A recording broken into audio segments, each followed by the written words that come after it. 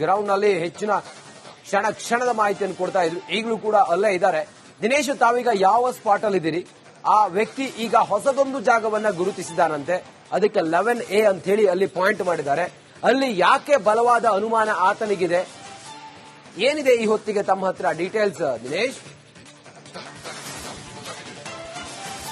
ರಂಜಿತ್ ಶಿರಿಯಾರ್, ನಾನೀಗ ಇರುವಂತದ್ದು 11th ಪಕ್ಕದಲ್ಲಿ ಇರುವಂತಹ ಜಾಗ. 11ನೇ ಪಾಯಿಂಟ್ ನ ಮೇಲ್ಭಾಗದಲ್ಲಿ ಇರುವಂತಹ ಏನು ಪ್ಲೇಸ್ ಏನಿದೆ ಅದನ್ನು 11A ಅಂತ ಗುರುತಿಸಲಾಗಿರುವಂತದ್ದು. ಅಲ್ಲಿ ಸದ್ಯ ಉತ್ಖನನ ನಡೀತಾ ಇರುವಂತದ್ದು.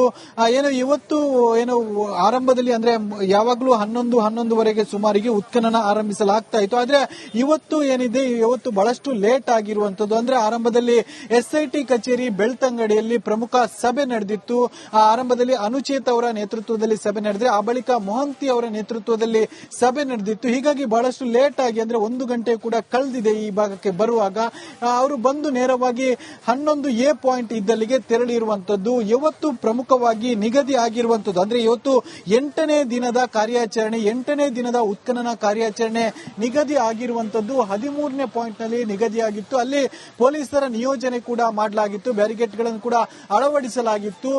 ಆರಂಭದಲ್ಲಿ 13 ಅಲ್ಲ 14 ಅಂತ ಹೇಳಲಾಗ್ತಿದೆ. ಆ ಬಳಿಕ ಚೇಂಜ್ ಆಗಿ 13ರಲ್ಲೇ ಇವತ್ತು ನಡೆಸ್ತಾರೆ ಅಂತ ಹೇಳಲಾಗಿತ್ತು. ಹೀಗಾಗಿ ಅಲ್ಲಿ ಒಂದಷ್ಟು ವ್ಯವಸ್ಥೆಗಳು ಅಂದ್ರೆ ಪೂರಕವಾಗಿ ಬೇಕಾದಂತಹ ವ್ಯವಸ್ಥೆಗಳನ್ನು ಕೂಡ ಮಾಡಿಕೊಂಡಿದ್ರು. ಆದ್ರೆ ಬೆಳ್ತಂಗಡಿ SIT ಕಚೇರಿಯಿಂದ SIT ಟೀಮ್ ಆ ವ್ಯಕ್ತಿಯನ್ನು ಕರೆದುಕೊಂಡು ಬರ್ತಾ ಇದ್ದಂಗೆ ದಿಢೀರಾಗಿ ಈ ಒಂದು ಉತ್ಖನನ ಪ್ರಕ್ರಿಯೆಯಲ್ಲಿ ಟ್ವಿಸ್ಟ್ ಸಿಕ್ಕಿರುವಂತದ್ದು.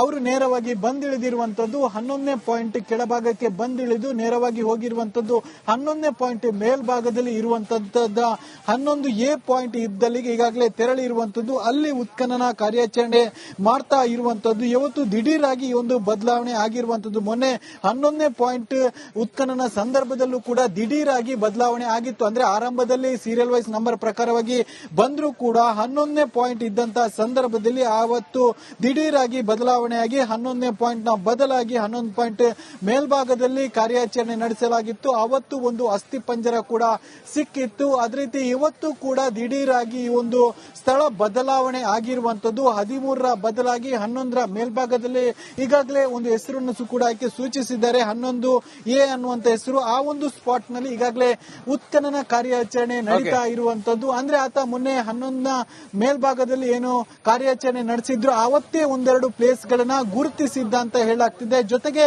ಅಲ್ಲಿ ಮತ್ತೆರಡು ಅಸ್ಥಿ ಪಂಜರ ಇದೆ ಅಂತ ಕೂಡ ಒಂದಷ್ಟು ಮಾಹಿತಿಗಳು ಬಂದಿತ್ತು. ಹೀಗಾಗಿ ಅಲ್ಲಿ ಇವತ್ತು ಉತ್ಖನನ ಕಾರ್ಯಾಚರಣೆ ನಡೆಸಲಾಗ್ತಾ ಇದೆ. ಆ ಒಂದು ಭಾಗಕ್ಕೆ 11A ಅನ್ನುವಂಥದ್ದು ಹೆಸರನ್ನು ಕೂಡ ನೀಡಲಾಗಿರುವಂತದ್ದು. ಕಾರ್ಮಿಕರಿದ್ದಾರೆ. ಸಾಮಾನ್ಯವಾಗಿ ಈ ಭಾಗ ಅಂದ್ರೆ ರಸ್ತೆಯ ಪಕ್ಕದಲ್ಲಿರುವಂತಹ ಭಾಗ ಏನಿದೆ 10, 11, 12 ಈ ಒಂದು ಪಾಯಿಂಟ್ ಗಳನ್ನ ಮುಖ್ಯವಾಗಿ ಕಾರ್ಮಿಕರು ಜೊತೆಗೆ ಹಿಟಾಚಿ ಬಳಸಿಕೊಂಡು ಅದನ್ನ ಉತ್ಖನನ ಮಾಡಲಾಗಿತ್ತು. ಆ 3 ಪಾಯಿಂಟ್ ಗಳನ್ನು ಕೂಡ ಅದೇ ರೀತಿ ಉತ್ಖನನ ಮಾಡಿರುವಂತ. ಆದ್ರೆ ಆ 3 ಪಾಯಿಂಟ್ ಗಳಲ್ಲೂ ಕೂಡ ಯಾವುದೇ ರೀತಿಯಾಗಿ ಕಳಬೆರ ಪತ್ತೆ ಆಗಿಲ್ಲ. ಆದ್ರೆ ಇವತ್ತಿನ ಪಾಯಿಂಟ್ ಏನಿದೆ 11A ಅನ್ನುವಂಥದ್ದು ಹೆಸರು ಸೂಚಿಸುವಂತ ಪಾಯಿಂಟ್ ಏನಿದೆ ಅಲ್ಲಿಗೆ ಹಿಟಾಚಿ ಹೋಗುವುದು ಕೂಡ ಕಷ್ಟ. ಅಂದ್ರೆ ಕಾಡಿನ ಮಧ್ಯದಲ್ಲಿ ಇರುವಂತಹ ಕಾರಣಕ್ಕಾಗಿ ಅಲ್ಲಿ ಹಿಟಾಚಿ ಹೋಗುವುದು ಕೂಡ ಕಷ್ಟ. ಹಾಗಾಗಿ ಕೇವಲ ಕಾರ್ಮಿಕರು ತೆರಳಿ ಅಲ್ಲಿ ಉತ್ಖನನ ಕಾರ್ಯಾಚರಣೆ ಮಾಡ್ತಾ ಇರುವಂತದ್ದು. ಪ್ರಮುಖವಾಗಿ ಏನಾದ್ರೂ ಕಳೆಬರ ಸಿಕ್ಕಿದ್ರೆ ಮಾತ್ರ ತೆಗೆದುಕೊಂಡು ಹೋಗ್ತಾರೆ ಉಪ್ಪನ್ನು.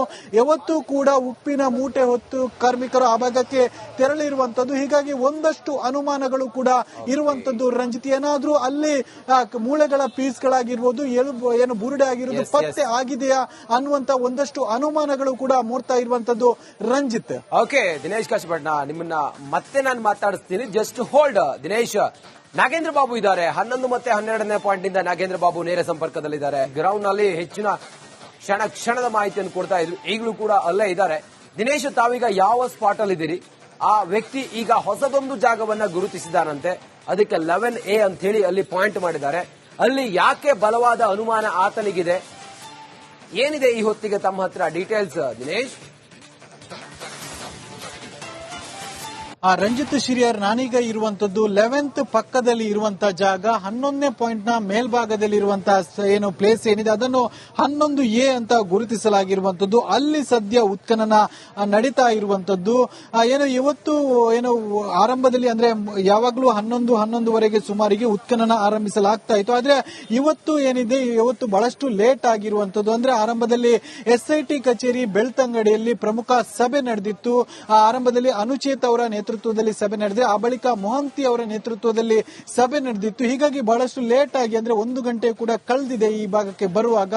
ಅವರು ಬಂದು ನೇರವಾಗಿ 11A ಪಾಯಿಂಟ್ ಇದ್ದಲ್ಲಿಗೆ ತೆರಳಿರುವಂತದ್ದು. ಇವತ್ತು ಪ್ರಮುಖವಾಗಿ ನಿಗದಿ ಆಗಿರುವಂತದ್ದು ಅಂದ್ರೆ ಇವತ್ತು 8ನೇ ದಿನದ ಕಾರ್ಯಾಚರಣೆ 8ನೇ ದಿನದ ಉತ್ಖನನ ಕಾರ್ಯಾಚರಣೆ ನಿಗದಿ ಆಗಿರುವಂತದ್ದು. 13ನೇ ಪಾಯಿಂಟ್ ನಲ್ಲಿ ನಿಗದಿಯಾಗಿತ್ತು. ಅಲ್ಲಿ ಪೊಲೀಸರ ನಿಯೋಜನೆ ಕೂಡ ಮಾಡಲಾಗಿತ್ತು. ಬ್ಯಾರಿಕೇಡ್ಗಳನ್ನು ಕೂಡ ಅಳವಡಿಸಲಾಗಿತ್ತು. ಆರಂಭದಲ್ಲಿ 13 ಅಲ್ಲ ಏನು 14 ಅಂತ ಹೇಳಲಾಗ್ತಿದೆ. ಆ ಬಳಿಕ ಚೇಂಜ್ ಆಗಿ 13ರಲ್ಲೇ ಇವತ್ತು ನಡೆಸ್ತಾರೆ ಅಂತ ಹೇಳಲಾಗಿತ್ತು. ಹೀಗಾಗಿ ಅಲ್ಲಿ ಒಂದಷ್ಟು ವ್ಯವಸ್ಥೆಗಳು ಅಂದ್ರೆ ಪೂರಕವಾಗಿ ಬೇಕಾದಂತಹ ವ್ಯವಸ್ಥೆಗಳನ್ನು ಕೂಡ ಮಾಡಿಕೊಂಡಿದ್ರು. ಆದ್ರೆ ಬೆಳ್ತಂಗಡಿ SIT ಕಚೇರಿಯಿಂದ SIT ಟೀಮ್ ಆ ವ್ಯಕ್ತಿಯನ್ನು ಕರೆದುಕೊಂಡು ಬರ್ತಾ ಇದ್ದಂಗೆ ದಿಢೀರಾಗಿ ಈ ಒಂದು ಉತ್ಖನನ ಪ್ರಕ್ರಿಯೆಯಲ್ಲಿ ಟ್ವಿಸ್ಟ್ ಸಿಕ್ಕಿರುವಂತದ್ದು.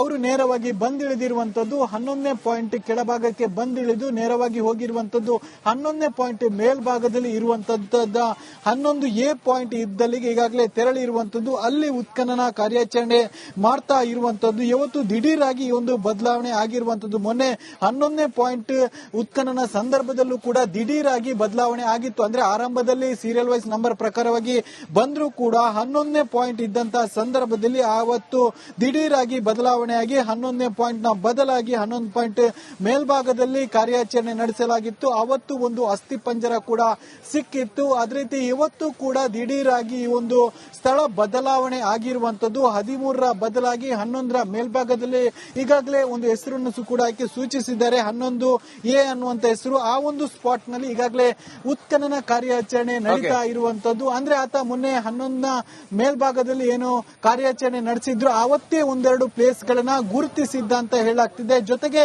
ಅಲ್ಲಿ ಮತ್ತೆರಡು ಅಸ್ಥಿ ಪಂಜರ ಇದೆ ಅಂತ ಕೂಡ ಒಂದಷ್ಟು ಮಾಹಿತಿಗಳು ಬಂದಿತ್ತು. ಹೀಗಾಗಿ ಅಲ್ಲಿ ಇವತ್ತು ಉತ್ಖನನ ಕಾರ್ಯಾಚರಣೆ ನಡೆಸಲಾಗ್ತಾ ಇದೆ. ಆ ಒಂದು ಭಾಗಕ್ಕೆ 11A ಅನ್ನುವಂಥದ್ದು ಹೆಸರನ್ನು ಕೂಡ ನೀಡಲಾಗಿರುವಂತದ್ದು. ಕಾರ್ಮಿಕರಿದ್ದಾರೆ.